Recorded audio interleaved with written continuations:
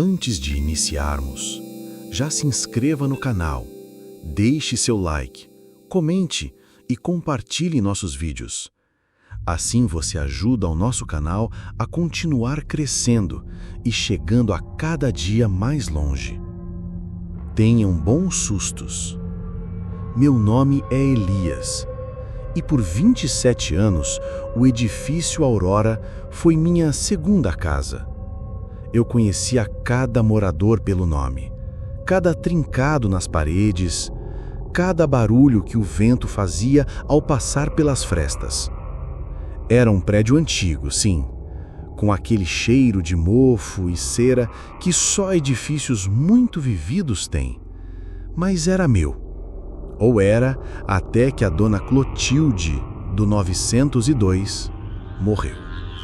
Ela era uma velhinha solitária, dessas que vive só para as plantas e para as fofocas. Morreu dormindo, disseram. Paz e sossego. Mas para mim, Elias, a paz e o sossego do Aurora acabaram naquele dia. No velório, a família dela, uns parentes distantes, apareceu para esvaziar o apartamento. Eram uns jovens apressados, sem muita paciência para as coisas velhas da Clotilde. Me pediram para ajudar a descer umas caixas, uns móveis. Uma delas era uma cômoda, de madeira escura, pesadíssima, com um espelho oval no topo. Tinha um cheiro estranho, meio adocicado, meio de terra molhada. Eles mal tocaram nela. Disseram que era muito velha, que iriam jogar fora. Eu, por um impulso que até hoje não entendo, disse que a queria. Fiquei com ela. Levei para minha guarita. Parecia que a cômoda me chamava. Comecei a usá-la para guardar meus pertences, minha marmita, os jornais velhos. Nos primeiros dias, nada. Só o cheiro, que parecia impregnar a portaria. Mas então, os sussurros começaram. Primeiro achei que era o rádio chiando ou o vento lá fora. Mas não. Eram vozes, baixas, ininteligíveis, vindas de perto da cômoda. Uma noite, enquanto registrava a entrada de um delivery, senti um frio gelado na nuca. O espelho da cômoda estava embaçado, como se alguém tivesse respirado nele. E por uma fração de segundo, eu juro por Deus, vi uma figura esguia, pálida, atrás de mim, refletida. Não tinha rosto definido, só uma forma. Eu me virei bruscamente, o coração disparado. Não havia nada.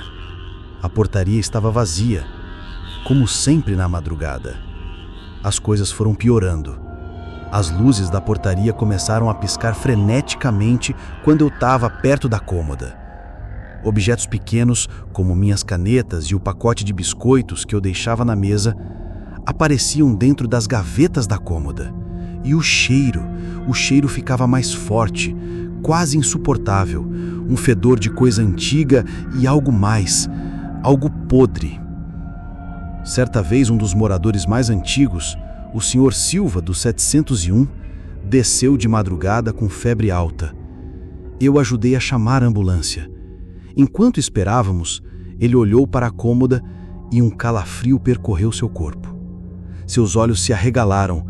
Essa cômoda, essa era da Clotilde, não era, Elias? Ele perguntou com a voz rouca. Eu confirmei. Ela sempre dizia que a mãe dela se via no espelho dessa cômoda, que a mãe dela nunca se separava dela. Ele tossiu, pálido. Dizia que a mãe dela nunca foi embora de verdade. Naquela noite, sozinho na portaria, com a cômoda e seu espelho me encarando, eu entendi. A dona Clotilde, a que vivia sozinha, a que tinha aquela cômoda desde a infância, e a mãe dela, que nunca foi embora de verdade. O cheiro, os sussurros, a figura no espelho, não eram da Clotilde. Eram da mãe dela, presa ali, no espelho, na madeira velha. O horror me atingiu como no raio. Peguei um pano e comecei a limpar o espelho, meus dedos tremendo. Queria ver o reflexo da portaria, das ruas vazias lá fora, de qualquer coisa que não fosse aquela forma. Mas à medida que eu limpava, a imagem no espelho se tornava mais clara. Não era uma sombra disforme. Era um rosto antigo, sulcado pelo tempo e pela dor, com os olhos fundos e vazios que me fitavam com uma intensidade arrepiante. Não era o rosto da Clotilde. Era o rosto de uma mulher mais velha, com os cabelos brancos desgrenhados e um sorriso que não alcançava os olhos. Eu gritei. Um grito que deve ter ecoado por todo o prédio silencioso. Larguei o pano e tropecei para trás, batendo nas cadeiras. O rosto no espelho não sumiu. Pelo contrário, parecia se aproximar, a imagem ficando maior, mais vívida, mais real. Eu podia sentir o hálito frio vindo do espelho. Na manhã seguinte, a polícia me encontrou sentado no chão da portaria, encolhido em um canto, tremendo incontrolavelmente. A cômoda estava intacta, o espelho limpo e refletindo apenas a portaria vazia. Ninguém acreditou na minha história. Disseram que eu estava exausto, que eu devia me aposentar. Eu me aposentei. E nunca mais passei perto de um espelho antigo. Mas, de vez em quando estou sozinho em casa, um cheiro adocicado e terroso preenche o ar. E por um segundo, juro que sinto um frio na nuca e a sensação de que ainda agora tem algo me observando. Algo que nunca foi embora de verdade.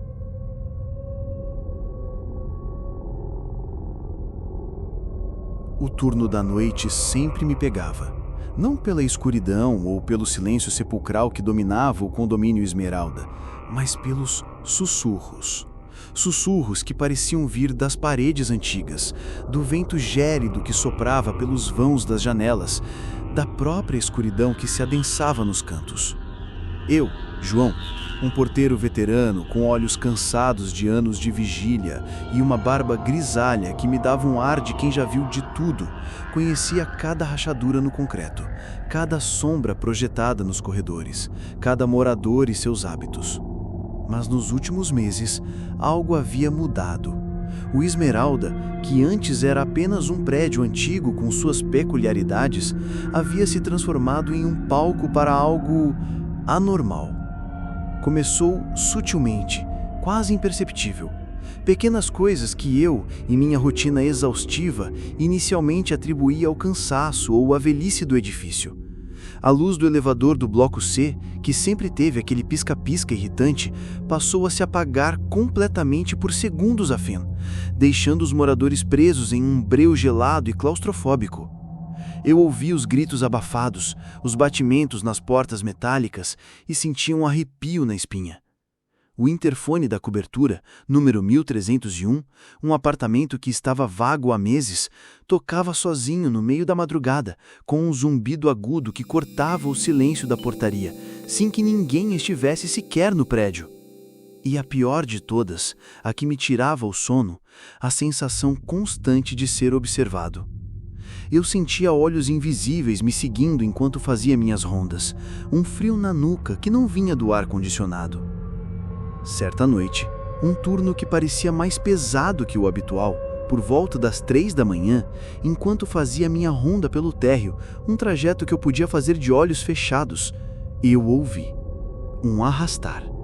Não era o som de móveis sendo movidos, nem o arrastar de um sapato.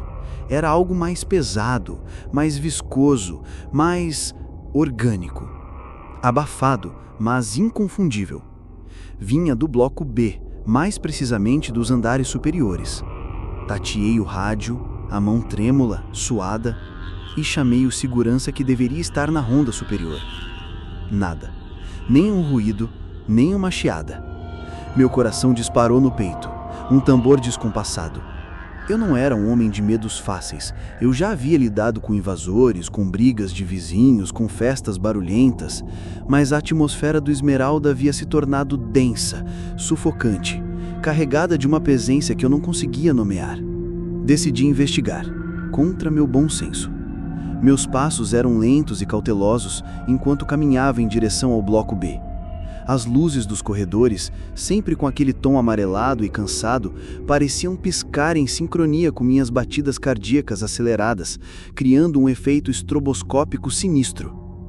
O arrastar parou. De repente, um silêncio opressor se instaurou, tão profundo que eu podia ouvir o zumbido fraco das lâmpadas fluorescentes e o som da minha própria respiração ofegante. Então, eu vi. No final do corredor do quarto andar, na penumbra, uma sombra. Alta, magra, parada, como uma estátua de breu. Não era a silhueta de um morador atrasado voltando para casa. Era diferente. Parecia distorcida, como se a luz não pudesse penetrá-la, como se sugasse a própria claridade ao seu redor. Olá?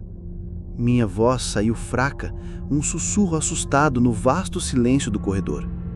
A sombra não respondeu, não fez um som. Apenas se moveu lentamente, se arrastando para fora da penumbra, revelando uma forma que fez meu sangue gelar nas veias. Não tinha rosto.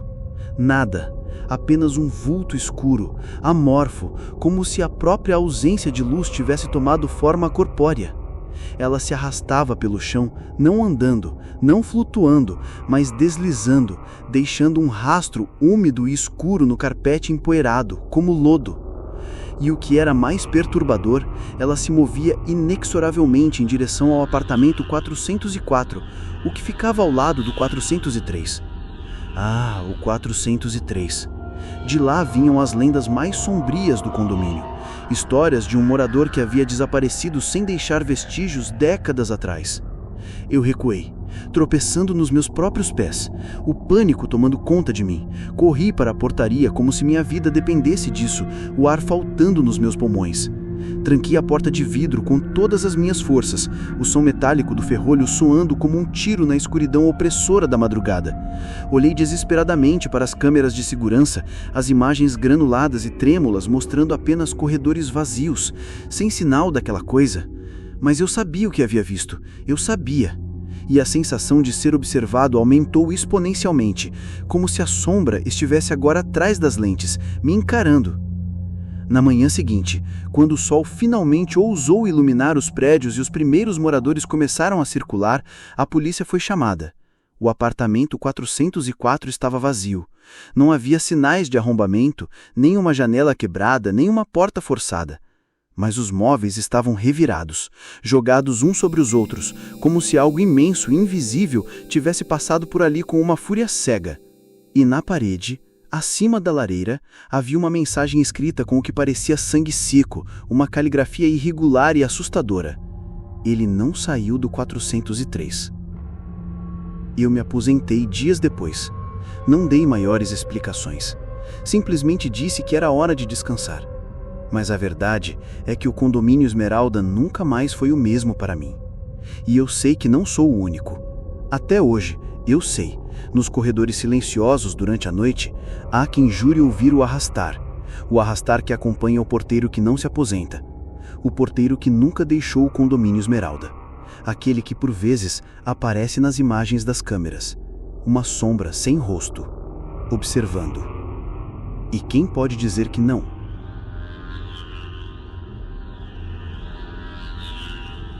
Meu nome é Benedito e eu sou porteiro há quase 30 anos. Vi muita coisa nesse tempo. Amores, brigas, nascimentos, mortes, mas nada, absolutamente nada me preparou para o que vivi no condomínio Harmonia. O nome irônico, eu diria, depois de tudo. Trabalho no período noturno, das 19 às 7 horas. As madrugadas são a minha praia, geralmente calmas, com um ou outro morador chegando do trabalho ou da balada. Mas há uns 6 meses, as madrugadas começaram a mudar. Começou com um cheiro doce e enjoativo, como flores mortas misturadas com algo metálico que aparecia e sumia sem explicação. Não era de nenhum lixo, nem de vazamento. Simplesmente surgia do nada e pairava no ar por alguns minutos antes de desaparecer. Depois do cheiro, vieram as chamadas. O interfone tocava, mas quando eu atendia, ninguém falava. Só um silêncio pesado do outro lado da linha e às vezes um ruído baixinho, como um sussurro abafado ou um arrastar de correntes. A princípio pensei que eram crianças fazendo pegadinhas, mas isso acontecia nas madrugadas mais profundas, quando nem os mais noturnos estavam acordados. E as chamadas vinham sempre do mesmo apartamento, o 701, o apartamento da Dona Laura. Dona Laura era uma senhora adorável, com seus 80 e poucos anos, sempre muito educada e com uma risada contagiante. Ela morava sozinha, desde que o marido faleceu, há uns 3 anos. O apartamento 701 era um dos mais antigos do prédio, com móveis escuros e cheios de história. Eu me lembro que, antes dela, morou ali um senhor que, diziam as lendas do condomínio, praticava umas coisas esquisitas, umas magias. Eu nunca dei bola para essas conversas de corredor. As chamadas do 701 ficaram mais frequentes. Eu atendia, dizia portaria, boa noite, e o silêncio era a única resposta. Mas eu comecei a perceber uma coisa.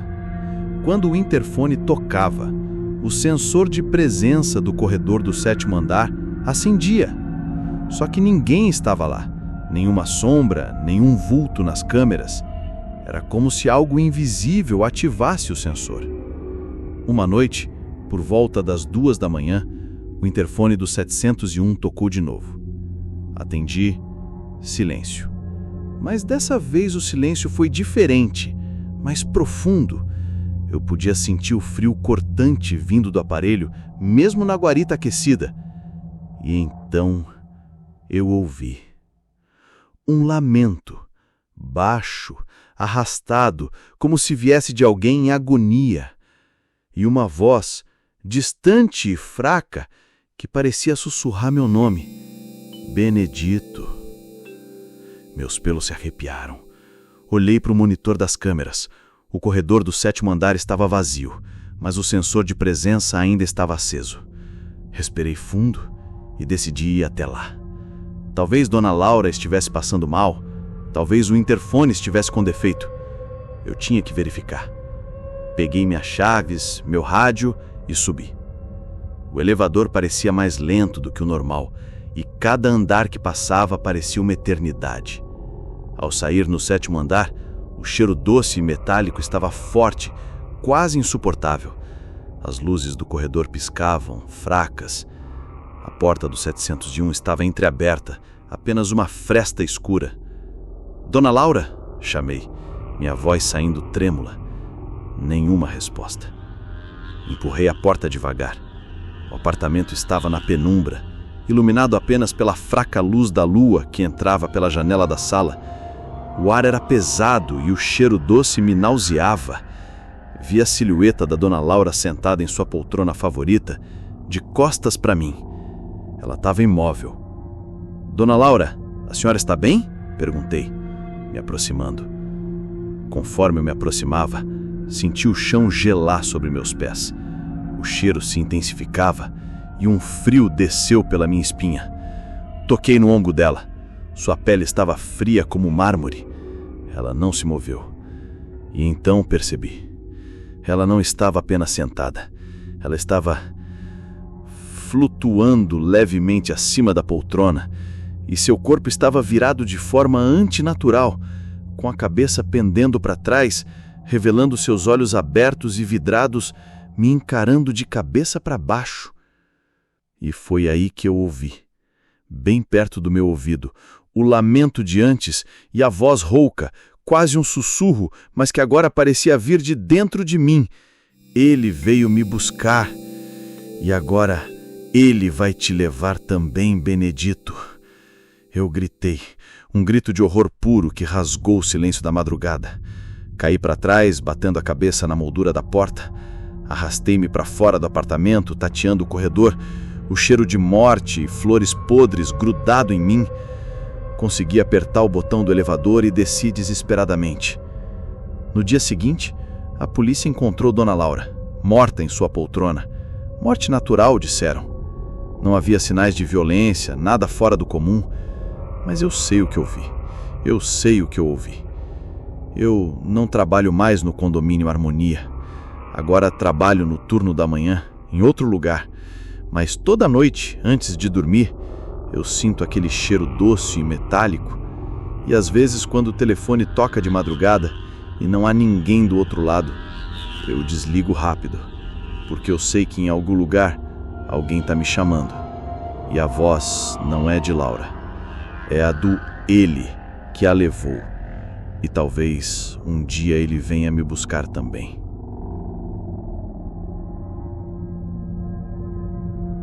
Meu nome é Fernando, e eu sempre me considerei um homem prático.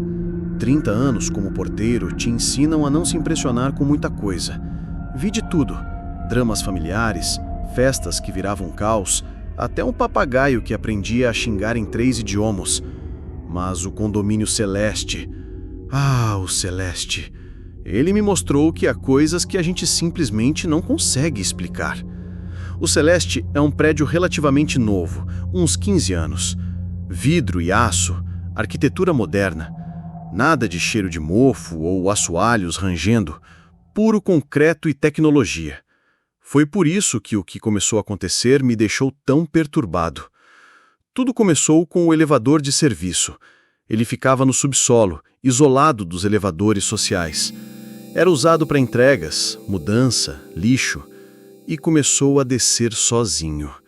Eu estava na guarita, olhando o monitor, e via o indicador digital mostrando SS, subsolo, sem que ninguém tivesse chamado. Achava que era pane, falha no sistema. Liguei para a empresa de manutenção umas 5 vezes no mês. Eles vinham, checavam tudo, diziam que estava normal e cobravam a visita. Mas o problema persistiu e piorou. O elevador não só descia, como ficava lá, com as portas abertas, às vezes por horas. Eu via nas câmeras a porta escancarada para o subsolo escuro, uma escuridão que parecia sugar a luz ambiente. Tinha que descer para fechar manualmente, um processo que já me dava calafrios.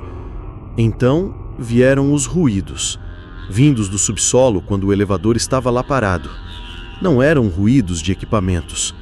Eram sons abafados, como um rastejar pesado sobre o concreto, seguido por um estalo úmido. Eu pegava o rádio, chamava o zelador, mas ele só aparecia de manhã. Eu estava sozinho com aquilo. Uma madrugada em particular, o elevador desceu sozinho de novo. Olhei o monitor. Portas abertas. Senti um arrepio. Dessa vez, os ruídos estavam mais altos, mais claros. O rastejar parecia vir da rampa de acesso à rua e o estalo úmido parecia mais próximo. Eu tinha que descer.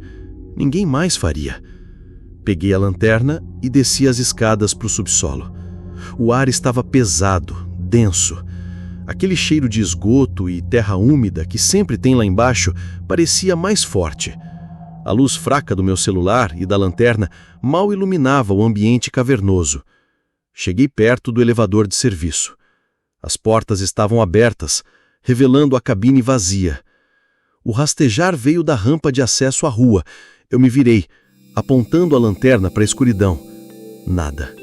Só sombras alongadas. Mas o estalo úmido, aquilo vinha de dentro do elevador. Eu dei um passo para a porta aberta e mirei a lanterna lá dentro.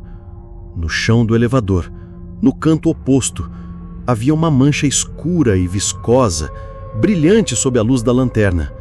Parecia gosma. E por cima dela, um fio escuro, quase imperceptível, que subia pela parede até o teto do elevador, como se algo tivesse escalado por ali. Meu sangue gelou. A mancha gosmenta, o fio e o cheiro.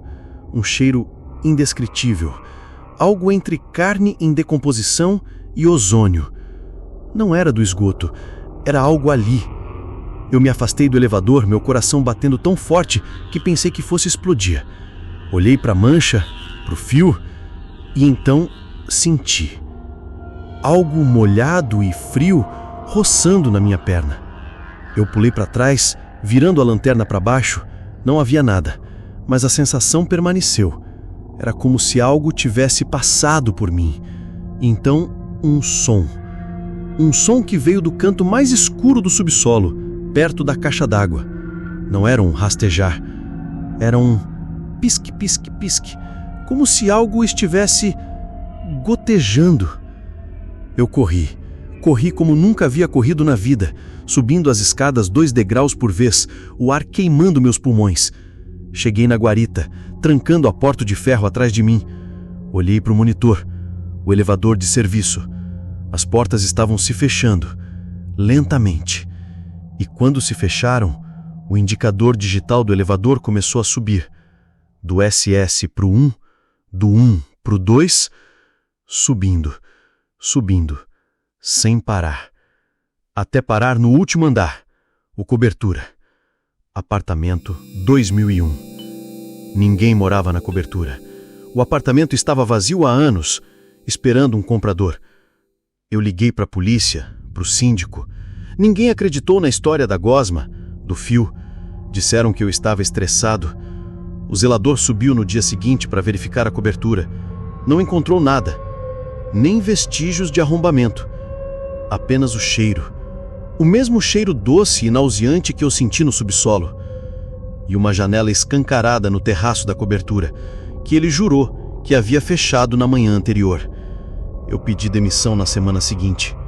Não conseguiria olhar para aquele elevador sem ver a mancha, sem sentir o toque frio.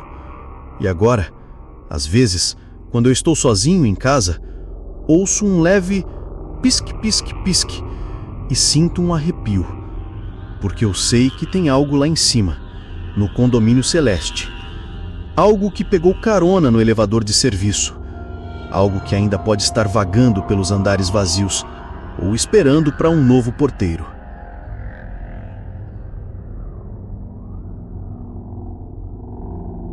Meu nome é Roberto e eu sempre fui um sujeito de rotina, pontual, metódico. E o condomínio Bela Vista, com seus apartamentos espalhados por 6 blocos e uma área verde que era o orgulho do síndico, era o lugar perfeito para alguém como eu. Nos meus 10 anos de serviço lá, nunca vi nada que não pudesse ser explicado por vizinhos barulhentos, crianças arteiras ou, na pior das hipóteses, um encanamento estourado. Nada. Até a árvore do pátio central começar a sussurrar. Era um hiperrosa centenário, enorme, com galhos retorcidos que pareciam braços gigantes. Sua copa imensa cobria boa parte do pátio. Eu sempre gostei dela.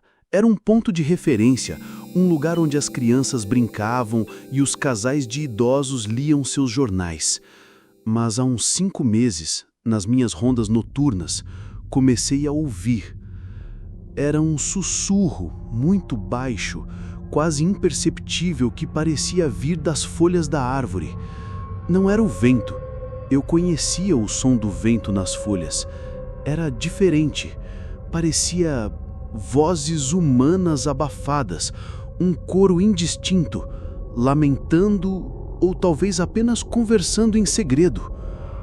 Ao me aproximar, o som ficava mais claro, mas nunca o suficiente para eu entender o que diziam. Recuava e o som diminuía. Pensei que estava ficando louco, cansaço. Mas então os moradores começaram a comentar. Roberto, você ouve uns barulhos estranhos vindo do pátio à noite? Perguntou a dona Diva, do bloco B, uma senhora que não perdia uma novidade. O senhor Osvaldo, do bloco D, veio me falar que sentia um frio incomum perto da árvore, mesmo em noites quentes. Uma noite, a coisa escalou. Eu estava na guarita, olhando o pátio pelas câmeras, e vi uma das crianças do bloco C, o pequeno Gabriel, de uns 5 anos, brincando sozinho perto do IP. Era quase meia-noite e ele não devia estar ali. Fui chamá-lo. Ao me aproximar da árvore, os sussurros ficaram intensos, quase um zumbido na minha cabeça. Eram muitas vozes, sobrepostas, e algumas pareciam implorar. Quando peguei o Gabriel pela mão, ele não parecia assustado. Pelo contrário, seus olhos estavam fixos na árvore e ele sorriu. "Eles estão me chamando, tio Roberto", ele disse, apontando para a copa escura. "Eles querem que eu vá brincar com eles." Meu coração gelou. Eu levei o Gabriel de volta para o apartamento dele e briguei com os pais. Mas a imagem do sorriso dele e daquelas palavras não saía da minha cabeça. Na madrugada seguinte, a curiosidade e o medo me levaram de volta ao pátio. A árvore parecia ainda maior, mais imponente na escuridão. Os sussurros estavam ali, mais fortes. Eu me aproximei e o coro de vozes se intensificou, criando um turbilhão sônico ao meu redor. Pareciam gritos distorcidos, misturados a lamentos.